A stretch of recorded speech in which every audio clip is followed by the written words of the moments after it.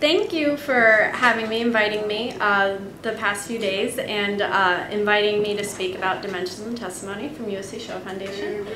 I'd like to start by introducing you to the man up on the screen, Pinka Scooter, and his Dimensions and Testimony system. So I'm going to ask him a couple questions and then we'll take a step back and talk a little bit about what this actually is. Hello? Hello. How are you doing today? I'm fine, thank you. Can we ask you some questions? You can ask me any questions you like. Where are you from? I was born in Łódź, in Poland. And what happened when the war started? Well, life changed to such an extent because after the Nazis occupied Łódź, which was within 6 to 7 days of the army coming through, the German army, the war was still going on. My grandfather, who was a president, what you would call a president of a seminary, and he was on one of the lists of in the Jewish community, the Nazi security services started rounding up people on lists which they had. And they came to arrest my grandfather, who was 78 years old. And he was actually lying in bed. He was recovering from a kidney stone operation. Nobody was working because the war was still on. My father was at home. We were all at home. And by that time, my grandparents had already arrived from Vienna.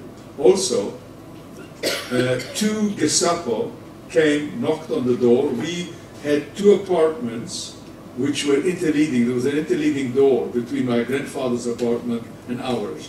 So my father went and answered the door when they rang at his door. They came in. They asked for Ichimaya Gutta. And my father took them into the bedroom. They said, "What's the matter with you, with him?" And my father said, "Well, he's ill." So they left him. "Who are you?" "I'm a son. What do you do?" "I'm a winemaker." "Where do you make wine?" "Over Miejska number 11. "Come." So they took him away, and they beat him, what they regarded to death. And they pushed him into a corner, and then they got the military police to direct the trucks of soldiers going to the front to go and help themselves to everything that was in the cellars. And they removed apparently something like 11,000 bottles of wine and liquor and whiskey, and they then broke all the vats and collected them in jerry cans. And when they all left, the caretaker went down to see what happened. He saw my father being taken down. He found him in a corner. My father was still alive, but unconscious. Took him on his back. There was a curfew. He risked his life, brought him to our house, and after a week my father recovered. But with all these happenings, I knew that life was not going to be the same. Pinkas, how did you survive? How did I survive? I survived, I believe, because Providence watched over me. And also the fact that for a long time, my parents watched over us and guarded us and kept us hidden for almost 3.5 years, both before the ghetto was closed and after the ghetto was closed. And then my father told me when we were taken to the death camp that I must say that I'm 18 years old, because children were being murdered, you know, all the time, immediately. So I was selected to be a slave laborer, and that's how I managed to survive the next, you know, 2 years or 2.5 years of the concentration camps. Thank you. Thank you. And we'll come back to Pincus, and I'll invite you all to ask your own questions, and we can explore his story and how to interact with the system a little bit more. But I want to take a step back, and I want to take you through what dimension testimony is, a little bit of the history, and a little bit of the process that we actually go through to create what you just saw. I'm going to try as much as possible to stay top level. Sometimes I can get a little into the weeds, and I'm happy to definitely do that in a discussion after this. But if there's any questions during my talk, raise your hand and I'll clarify or go deeper as well. So dimension testimony, we struggle a little bit with how to explain exactly what it is. Very early on in the project, we were associated with the phrase hologram. Hologram's not necessarily the best description of what the project and what the intent of the project is. We do film them in a certain way, so you can see Aaron Elster is standing in front of his dimension testimony system that looks very holographic, but really the intention of this project is for that interactivity that we just saw very briefly with Pincus. So the phrase that we currently are using in association with this type of interview and testimony is an interactive biography, because we really want to highlight the fact that this is an interactive experience with someone's interview, with someone's testimony. People have been bringing up this concept throughout the past few days of we are coming onto a time where survivors will no longer be with us. And so what does that mean for who tells stories and how they're told? A very similar question was asked that actually started this project. The project itself is almost 10 years old. Back in 2010, shortly after we moved to USC, we were approached by a group called Conscious Display, asking us if we would consider filming interactive testimony that could also be displayed as a hologram. This technology now, 10 years ago, is still pretty new. I'm sorry, now is still pretty new. 10 years ago it was even newer. So one of the first steps was figuring out if we could actually do this type of interview and project it the way we were talking about. At USC, under our engineering school, there happened to be another research arm called Institute for Creative Technologies that was working on some of this research in the technologies that we needed to see if we could use. We ended up partnering with them and exploring and building out the technology so that we could see the vision through. So this is a little bit of the timeline. So we started in 2010. Pincus's interview that we just interacted with wasn't actually filmed until 2014. So those first 4 years was a lot of research. Research for both the technical capacity of the different technologies, but also research on what types of questions need to be asked and how to ask them. Sorry, I think I'm moving too far away from the microphone.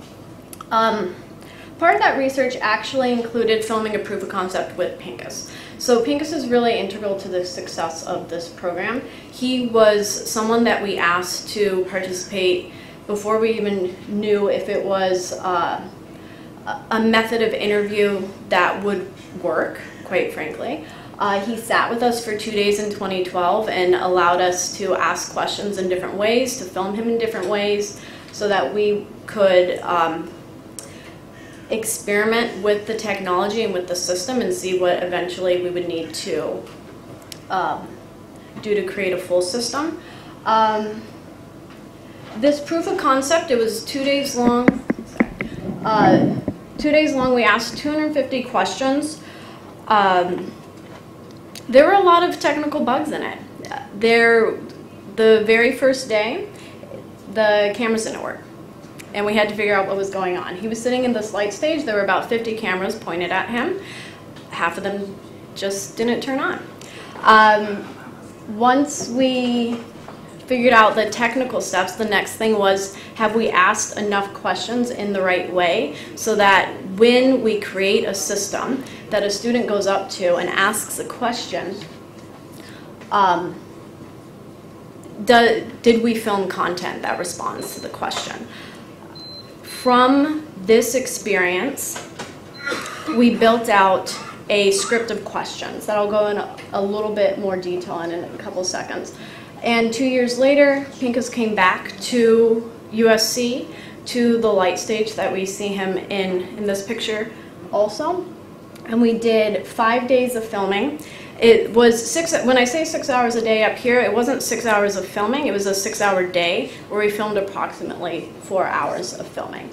Then we did about 3 months of testing. So we worked around Los Angeles, we worked at the 2 Holocaust museums there, we worked with students and teacher groups. We had created a basic system and had people ask questions and saw what holes we were missing. So what questions had we not asked in those 5 days that were getting asked in that period? We had Pincus come back and we filmed 2 more days of interview. So the total amount of hours that we filmed Pincus for this interview was 32 hours. Here's a little bit of information about where the questions came from. The list of questions that we asked Pincus was over 1,000.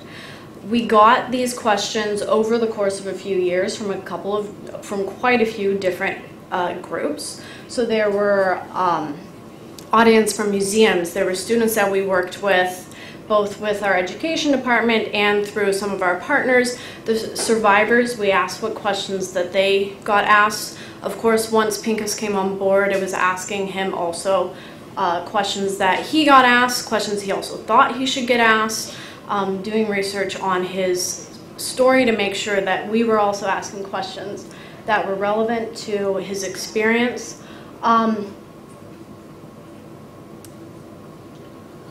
And then also doing some focus groups where we showed documentaries or part of his VHA interview, and then asked the audience to submit questions that they would ask him if he were there, and also focus groups where they met with Pincus and submitted questions that they had for him after meeting with him. So since then, we have filmed 19, actually 20, because we just filmed one last week. So we've filmed 20 interviews. We have 3 permanent exhibits in museums and 2 temporary exhibits. We have 4 languages represented. Both the interview number, the exhibit number, and the language number is growing and will have increased by the end of this year. And we've also changed the way that we film the interview. Before, the survivor had to come out to USC and be filmed at the light stage that we had created there. We've now created, technology has advanced so that we have created a mobile rig so that we can go to the survivor's hometown, set up at a studio there, and that's less effort on the survivor to have to come and participate in the interview process. Here are the list of the interviewees and the languages that we have reflected in the collection. So when a new interview is being recorded, we do quite a bit of research to develop out, we call it the interview script. We have a list of what we call general questions. General questions are questions that can be asked of pretty much anyone that would participate in this interview. So do you believe in God? What happened when the war started?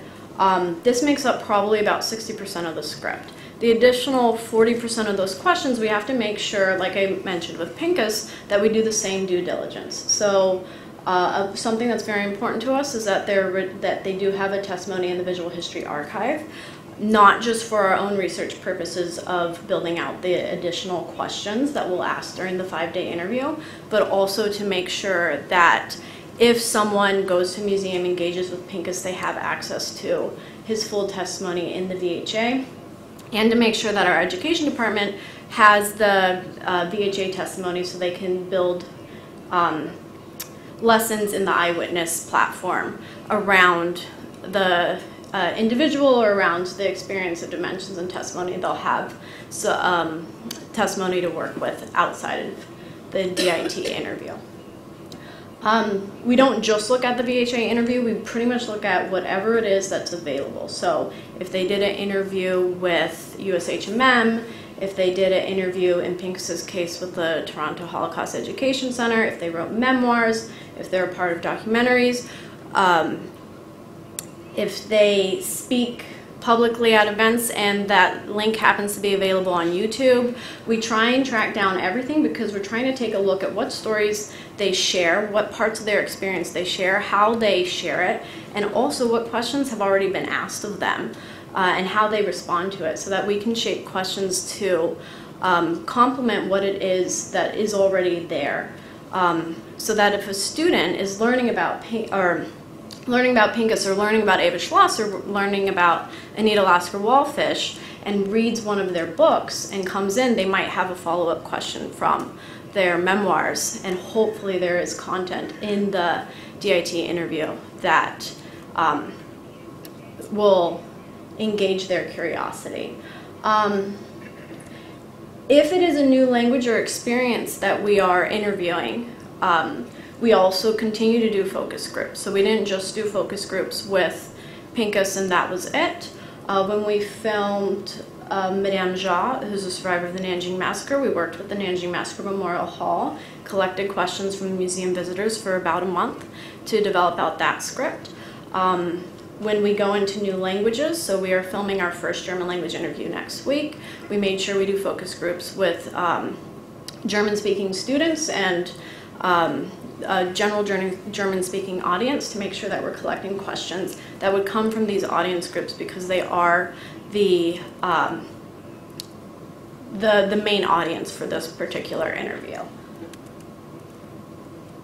So the interview process itself, it's a 5-day interview. We do approximately 4 hour-long sessions a day. This is all dependent on the survivor. There's sometimes we only film 3 hours, or sometimes maybe we do 4.5 hours. Some interviews we end up doing 4 days, some we do the full 5 days. It's dictated by what it is they're willing to do with us. Before we do the interview, we do quite a few pre-interviews with them so that they know who we are, they understand what the process is. And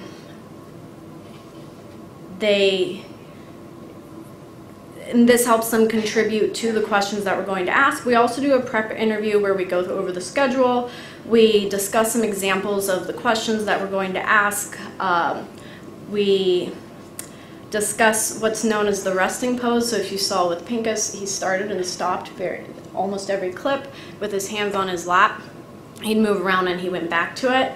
And we discuss how this might be a little bit different from other interviews that we gave. So since we're asking so many questions, we try to work with them to keep their answers limited to just answering the question that is asked. This is a very hard thing to do, because you ask a question, they answer, but they've also thought of another story and they want to answer, or they want to share that story with you in the moment.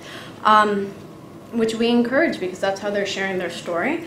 But very often that story also, that particular anecdote that they're sharing with us, we might have another unique question for later on in the interview. So working with them to just answer the direct question that it is that we have.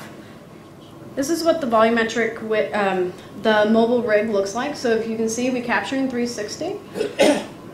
There's 23 cameras that all capture simultaneously. What we just saw with Pincus and what is available to the public right now is the one camera angle that they look directly into as they're speaking. The additional camera angles are all, the projection and use of them are all still in research and development. So we aren't using those camera angles yet, but we filmed to future-proof so that when other display methods are available, we have that footage already filmed. This is our post-production workflow. So there's a lot of steps that go into creating the final system. And the steps are the whole process is very manual. So we transcribe the interview in full. We identify each response that the survivor is given as an individual clip. We integrate it into a system where it's associated with the interview question and the clip.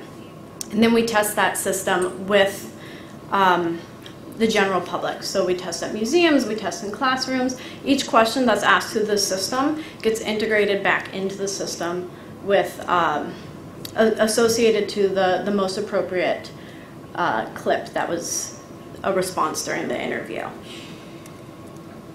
This is what the back end looks like. So this is what the annotators are looking at. We look at every single interaction that comes in. So a student asks a question, they say hello to Pincus. Pincus system responds with hello.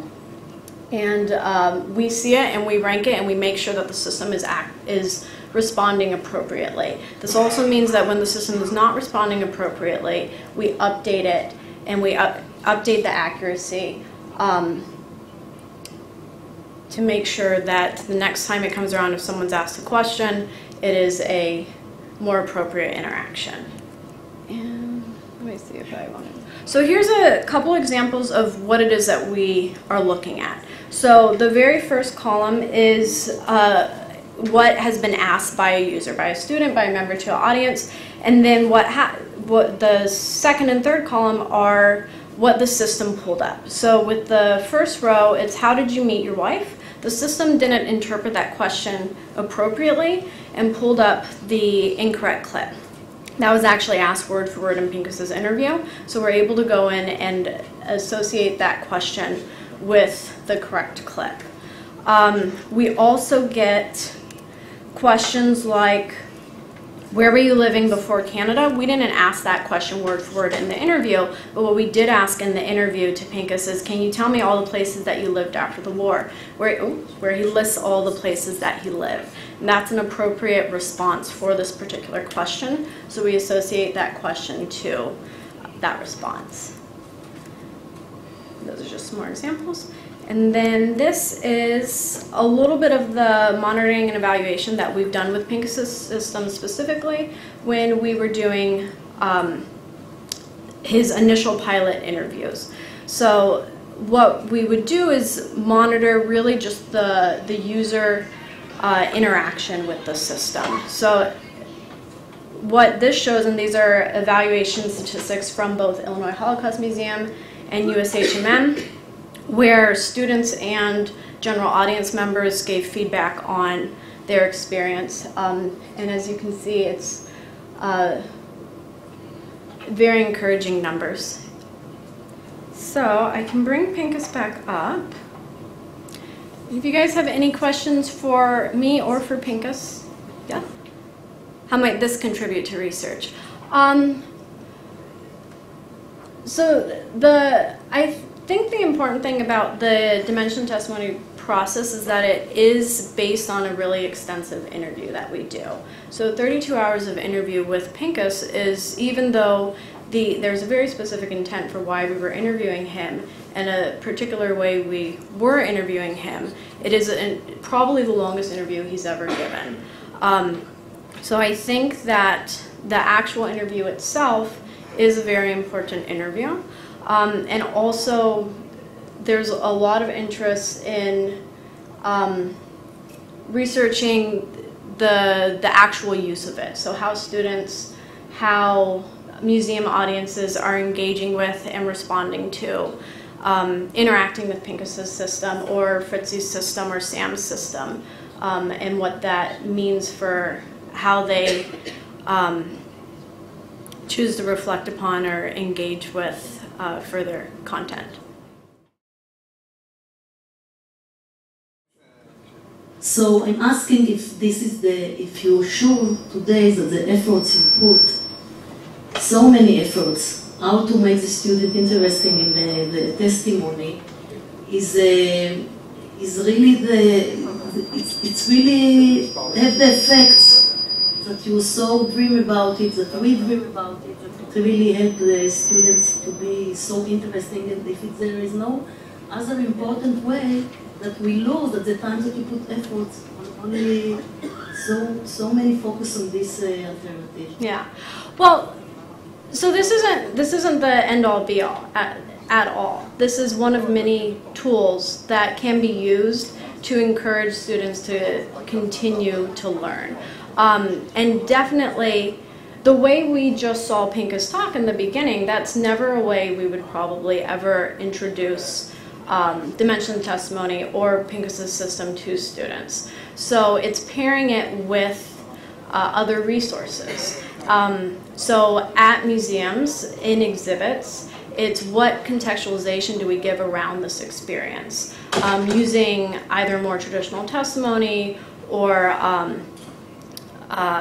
creating educational programming around it, so that this doesn't just stand alone. This is just an additional way students can engage with material. And it is the interactivity, so students being able to ask their own question in their own way and get a response that feels like a direct response to their question,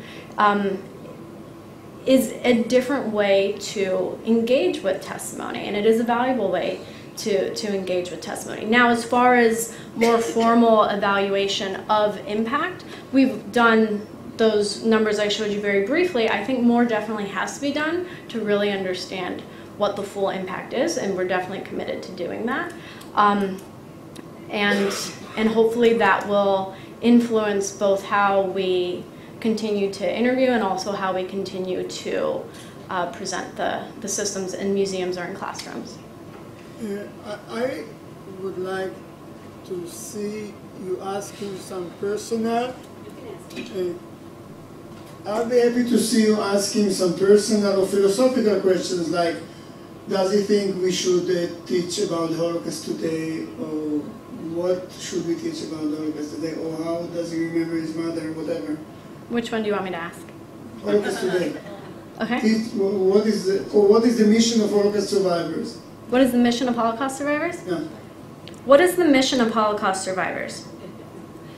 To be a survivor, sometimes it means different things. Sometimes it's almost like being a privileged person. Sometimes, depending on how you feel, it's to be a tormented person. Sometimes it's a lucky person. Sometimes you just think, well, why should you be different than anybody else? You are a survivor, you are different, but try and forget that. And at one stage, for 10 years after the war, I did. I did not think in terms of a survivor. I was thinking in terms of a young boy growing up in England and in France and in Israel. It was only later, when I grew as an adult, that I started thinking in terms of a survivor. But I never gave it too much thought. There was a meeting with survivors just a few weeks ago for the claims conference. And you know, I've been very, on the, right, all of us. Mm-hmm. There's something that we're not quite comfortable with, but it's there. And one of the survivors who was interviewed, she said something I never thought about from her perspective. She says, well, children ask questions to my virtual me that they never asked me. Mm. And so I want to do that. I want to ask Pinkas a question about what he did when he was in the forced labor camps. What did you do when you were in the forced labor camps? In the first camp in Maidanak, there were very horrific tortures. It wasn't so much work, but the idea, there were 5 camps there, not only for Polish Jews, but for Polish Christians, for Russians, for other nationalities. And there were 5 camps adjoining each other, separated by barbed wire. And most of the guards there were Ukrainian. And they were extremely cruel. So basically, when they took people out, for example, to work and make roads, build roads, but they didn't do it with tractors, with rollers. the human beings were the tractors and the rollers. And while they were working, trying to build these roads, they were being beaten mercilessly by these Ukrainian guards non-stop. So that was the first camp. Fortunately for me, by providential instinct, I found myself a job my own by looking after the little garden that was in front of our barrack. So I made myself that I was being told that I should do that. So most of the time, the 2 months or so that I was there, I did that. And it was only once that I was called to work this kind of nonsense work, running with stones from one place to another and then bringing the stones back and being beaten on the way. It only happened to me once. In Skaržisko, I worked on a firing range where old ammunition was being dismantled and the actual explosive parts were being exploded in little holes. It was very dangerous work, but I worked with that for a whole year. In Częstochowa, Żelazna Huta, I loaded and unloaded steel ingots. You know what a steel ingot is? It's a heavy piece that is, you know, you take hot metal, which is then thrown into squares, and then when it cools off, you cool it off with water, and when it's very cold, you take it out of its form. These are forms, square or oblong, that weigh about 5 to 10 kilos, and then you have to load them onto a wagon. And we had to load 2 wagons a day. That was our quota. If you didn't load 2 wagons a day, you didn't get food. So you had to make sure that you loaded 2 wagons a day. In Buchenwald, I did nothing. I wasn't there for very long. It was going towards the end of the war, towards the end of '44, and there was very little food. People were dying like flies. Every morning when we woke up, we were in the barracks of 1,000. We would find 20 or 30 people who had died during the night from disease and hunger. Fortunately, I was then again taken to another work camp, where I was fortunate to work in the SS kitchen. And then I was on a death march, which I was liberated on the 8th of May. I walked from Germany to Czechoslovakia over 2.5 weeks. Half of the people that came out died on the way or were shot on the way because they couldn't follow. If you couldn't walk, then you were shot, or you either dropped on the way because you died because they didn't feed you. We used to drink water from ditches. We used to eat dry leaves, whatever, insects, whatever you could find. And then eventually we arrived at a place called Theresienstadt, you know, this concentration camp, what the Germans called a ghetto for the Jews. And I was liberated on the 8th of May. So that is actually something to respond to what you said. We didn't expect that at first, that students would feel comfortable asking some questions that they might not ask Pinchas in person. That was really quickly something we discovered that not only was happening, but that they were responding to. So on the surveys, when we were in the phase of the project that we were collecting surveys at every pilot, very often we would get, I asked a question I wouldn't have felt comfortable asking. And not an inappropriate question, but a question that gets asked quite a bit is, what was your hardest experience? What was your worst memory? Not inappropriate, but not necessarily a question that a middle school student would feel comfortable asking Pinchas in person. That also means that we have to have the trust with the survivors so that we can ask that question of them and get their response. So there's a couple different layers to that. I think I saw. Yeah. The first question is, should we be doing this? For a couple different reasons. Does this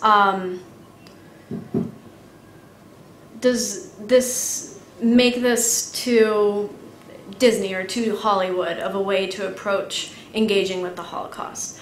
And that really framed the way that we do collect the interview and create the system. So something, It would have been very easy back in 2010 to create an avatar that was a representation of Pincus's story. So it wouldn't have been who we just saw, who we've been talking with the entire time, is a series of video clips from Pincus's interview. Even him sitting here, nodding his head, tapping his toes, that's something that he did during the interview. We don't animate anything that you see as a part of the presentation for any of the interviews. We also don't edit or manipulate any of their responses. And what I mean by that is, let's say they give us a 10-minute response to a question that we ask. That's the response you're also going to get when you ask that question, because that is the response in full that they gave to you. What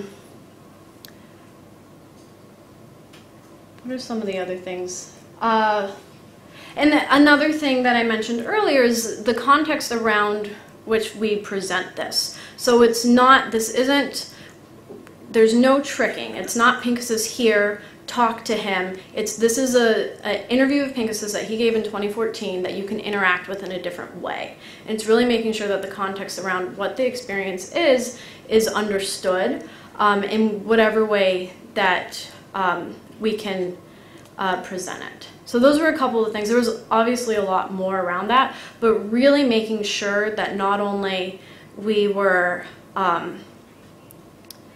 interviewing them in a way that they felt comfortable with, but also that we were presenting their testimony in a way that's not edited or adapted was really important, a really important outcome. I think I saw, yeah. The Madame Ja's exhibit in the Nanjing Massacre Memorial Hall already has subtitles because that was requested of them. It will be something available. It's just not currently available in the way that we just engaged with Pincus. Yeah. Thank you very much for the very interesting and presentation. And I have two questions. One was touched up in a little bit also on the panel before. I'm wondering about what it does to the emotions and also to trust, because that's about asking questions and also the people who are interviewed to trust that what happens with the interview in the future will be according to what they would like it to happen. And so what does it do to the dialogue which happens there? And I found it really interesting that you have kind of now also a collection of a set public of questions which are there today, and it would be interesting to kind of collect also what comes later, like what kind of questions will be there which you haven't thought of. Yeah. That's like and the second question I have, how do you choose who is interviewed? Okay, those are great questions. Okay, so you mean the dialogue during the interview. Yeah, so these interviews would not work, especially with how extensive they are, if the survivors that didn't participate didn't trust us. So when we decide to move forward with the interview, there's at least a 3-month period where we're doing the research to develop the question, but we're also creating the relationship that needs to be created with the survivor. And it's really making sure that the survivor is a part of the process. And that's not just we do the interview and that's it. It's while we're creating the questions, while we're planning out the interview, during the interview itself, but also once we've developed the system and put it into a museum, making sure that the survivor is one of the first ones to see the experience and doing it in a safe and controlled space so that they can ask us questions or give us feedback, and we take that very, very seriously. It definitely, first of all, they are already being self-selective because they know what it is that the end goal is. So, and they understand that the audience is thousands, hopefully hundreds of thousands of people who they'll never meet, many of who are students. So they're already reframing the responses, or they're already framing the responses that they give, keeping that in mind. We're not incredibly prescriptive. If we ask a question and they do go on a tangent, that's completely fine to us for exactly the reason you said. That's how a conversation is had. We might follow up and ask a different question, either on the spot or later in the interview week. We might move on to another question. There's definitely a methodology behind it, and we definitely do make sure we sit down with them before we go into an interview and say, we're looking for this type of response, but once the interview starts, they might come up to us Monday morning and say, I really want to talk about this particular thing. That's what we start with. They really guide it. There's plenty of times where we go off the list of questions and just follows a really fascinating conversation, because if we're doing that in the interview, that means someone else will want to do that as well. Yes, and I've forgotten your second question, I'm sorry. Oh, how do we choose? Yeah, that's a great question. So there's a couple different ways we've gone about choosing the survivors. Pincus is a very straightforward reason why. We needed someone who would trust us, trust our process. I use the word trust a lot. It's really, really important. Pincus has a really strong, decades-long relationship with our executive director, Stephen Smith. And he's also very comfortable and has shared his story multiple ways to multiple groups, very comfortable being asked a lot of questions. Since Pincus, that second part, being really comfortable, sharing your story, being asked all these questions, is really key. Making sure that they are someone who understands. When we say we're asking over 1,000 questions, we're actually asking you over 1,000 questions. For the majority of the individuals that we've filmed, we've worked with museum colleagues, identifying survivors that are a part of their community, that speak a lot. A lot of the survivors helped found these museums in many cases, and have identified survivors that way. Yeah. In my experience, my privileged experience interviewing survivors and accompanying them to schools, they've always said, and ethically, I think this is important, both in testimony and in presentations at schools, that their story is not only important to them and their families and the communities, their communities, but to the world, so that never again. So my question is, can you ask Pincus, or can a survivor be asked, whether they could suggest how their story can be used in an instrumental way to combat anti-Semitism, present-day anti-Semitism, and the rise of hysteria in terms of anti-Zionism? So that exact phrasing, I'm going to go ahead and ask it because I don't actually know what the system will do. But we do ask about contemporary anti-Semitism, contemporary racism, and how they would like their story used, not just now, but in the future. But how did you say the question exactly? I'll ask it. How can the story be used in fighting anti-Semitism and Holocaust denial today? How can your story be used in fighting anti-Semitism and Holocaust denial today? Oh, that's very easy.